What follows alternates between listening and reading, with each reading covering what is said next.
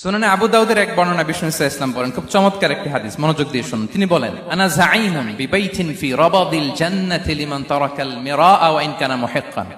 আমি ওই ব্যক্তিকে জান্নাতের আঙ্গিনায় একটা ঘরের গ্যারান্টি দেই যে ব্যক্তি তর্ক করার সময় নিজে হক এটা জেনেও সে তর্ক থামিয়ে দেয়। অনেক সময় হয় না, অনেকে পায়ে পাড়া দিয়ে ঝগড়া করতে আসে, এরকম আছে না নাই? আপনি চুপচাপ দেখবেন একটা বাজে কমেন্টস করতেছে, আবার কমেন্টের নিচে কমেন্ট, আবার গালি, হ্যাঁ আছে না এরকম?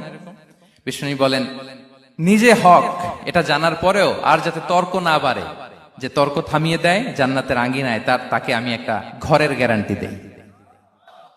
ওয়াবিবাইতিন ফি ওয়াসাতিল জান্নাতি লিমান তারাকাল কাযিবা ওয়া ইন কানা মাযিহান।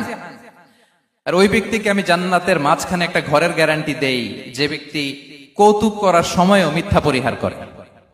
করতেছে কৌতুক, ফান করতেছে আর কি, হি ইজ কিডিং, পান করে, কৌতুক করে, কিন্তু